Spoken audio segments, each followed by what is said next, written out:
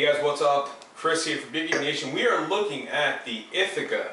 This is the white gold. It's an 8% limited release from them. It's basically a funky, wild wit beer out of New York. So they're doing some really crazy stuff for the area. I mean, looking at this beer, you know, you're getting a super hazy, golden orange residue. You know, that sediment sitting in there. There was a nice head on it, dissipated really quickly when we poured it. You know, Daniel, what are you thinking about the appearance on this one? I mean, classic, yes, classic, no. yeah. The classic, I mean, wit beer, real orange, real chunky. I mean, right. Huge chunks. Exactly. Nice head, recirculates well. Looks nice. 8% aroma. What are we getting on the aroma? I mean, Jamison, what do you think on the aroma here? You know, the first thing, it's funny, the first thing I get is a little bit of mint. Yeah. And it's really a little bit of a strange... Big orange, funkiness. Yeah, I get a lot of that citrusy weediness. I don't know. I get a lot with some funk in there.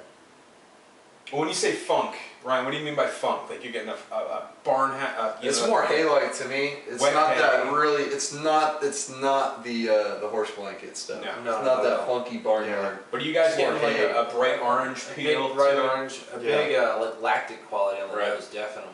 All right, so let's taste it. Cheers, guys. Cheers. The Ithaca way ahead. Wow. Oh, that's awesome. There's sourness in there. There's funkiness in there. There's a big orange peel to it. What are you getting? Big orange peel, yeah. Yeah, I mean, huge orange quality. There's like 3 variations of a wild yeast strain here. It's like a New York wild strain. It's a Belgian wild strain. So I mean, it's crazy, kind of a weird fermentation. Earthy, very earthy. Hay earthy. I think it's more tart than the nose would indicate. Right, definitely. A lot of mouthfeel, big mouthfeel to it.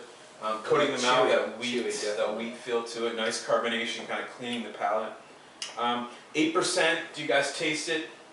No, it's very well masked. So I mean, final words on this one.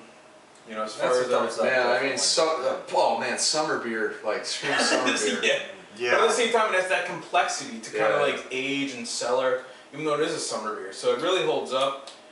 So I think, for me, Ithaca White Gold, it's a year-round beer for them, but it's very limited distribution. Yeah. Year-round, okay. Yeah, limited distribution.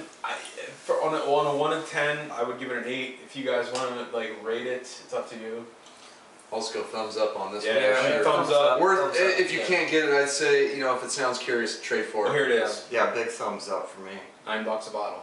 $9 a bottle. That's ridiculous. $9 a bottle. Yeah. Well, that's really $9 a bottle. That's a much Yeah, bigger thumbs up. Yeah. So yeah, there it is, guys. Ithaca White Gold from Ithaca Brewing White Gold Beer Geek Nation.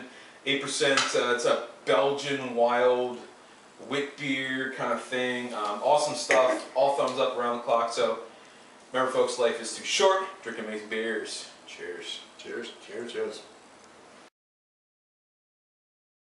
Hey beer tours, welcome back to BGN Bottle Share. We're on to beer number 4. This is from Coronado Brewing Company here in San Diego, and this is their barrel-aged barley wine. This is the first barrel-aged beer they released in this series.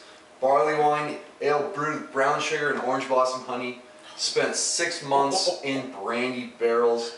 11%, big massive beer. What are you guys getting on the nose, Chris? Well, what are you getting? I mean, you have I'm getting a big raisin, like a sweet vinegar. Nice. Brandy has a sweeter aroma, you know. Slight vanilla to it. Definitely some vanilla, some figs, dark fruits, a little bit of plum. Yeah, let's give this thing a chase. Cheers. Cheers. Cheers.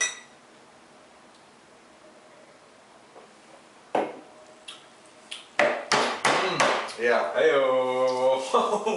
Huge raisins, rum-soaked raisins. Yeah. Big sweetness, toffee right up front. I'm getting a ton of orange, some tangerine. What do you think, Ryan? Yeah, it's very rounded. It's sweet, but it's not too cloying, at least at this temperature. 6 months, you don't pick up massive quantities of barrel character, but there's definitely enough in there to make its presence felt. It's a really solid beer, and it's really reasonably priced. I mean, you can find these bombers all over San Diego for about $11, $12, which is pretty reasonable price for a first barrel release from such a small brewery. No doubt. Grading, guys, final thoughts, grades.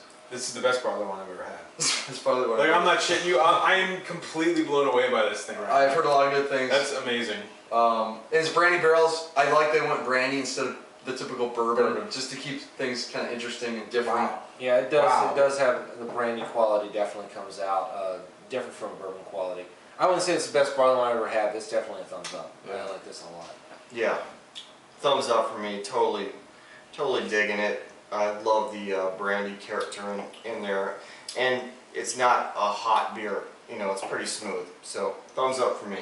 Oh yeah, I mean, I think it's up there probably. Yeah, it's up there with Abacus from Firestone Lager, which is probably my favorite barrel-aged barley wine, and this one's just right there with it. So that's gonna wrap it up, guys. Trade for it if you can't find it. If not, it should be over San Diego, and I look forward to more barrel-aged beers from Coronado because they do some great stuff, and they're not as well known as some of the other breweries here. So look for it. Alright guys, welcome back to the BGN bottle sharing. We're doing Nelson. This is a rye IPA used, they're using Nelson Sauvin in this, New Zealand hop, and also Southern Cross, I believe for bittering in this one. This is just a big, huge tropical fruit bomb basically. Amazing stuff. Daniel, what do you think about it?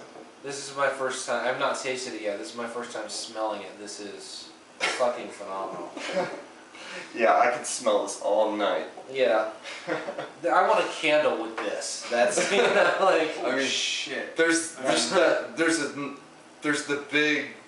gooseberry is the Brits like to say, the white wine, I get spice. You get the spiciness in there too. I get like some spiciness in there, underneath all that big, massive tropical fruit now. Yeah, I do get a little bit of spiciness from the rye. It's definitely in there. Chris, what do you think? What do you think about the taste? I mean, it's tasting it. It's wow, big orange, just a bitterness. Oh, wow. Hey-oh. I mean, this beer is like wow. Like I've never had it this fresh. Yeah. And quite honestly, I'm like blown away by it. I mean, Yeah. Wow. I mean, huge tropical fruits. Just a great, just a little bit of a bitterness, but man, I mean, overall, it's just an amazing beer. For a beer with that kind of hopping, that's so smooth. Like you could, that's like fruit juice. That's just ridiculous. Yeah, I think it is pretty ridiculous.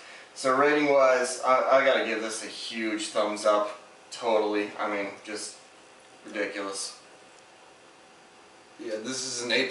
There's like, it's an A+. Yeah. When you can get it this fresh, this beer's an A+. I've just had two of the best beers I've had in my entire life, back to back, pretty much. Yeah. No, completely honestly, this beer has completely surprised me. I've had it. I didn't have it. I have it fresh apparently. These two hop varieties are just massive, massive bastards of like just hop epicness, and it's amazing. And yeah, definitely a thumbs up for me. Yeah. That's the I mean, a long lot of and people, short of it. Yeah, a lot of people think this is supposed to be like the San Diego bitter hop bomb. No, this is a lesson in Oh, hop God, no. flavor. Yeah. Yeah. A lesson in Yeah. hop flavors, not just bitterness. Yeah. No. Yeah, A+ for me too. It's just amazing shit. So that wraps it up, guys. Cheers. Cheers.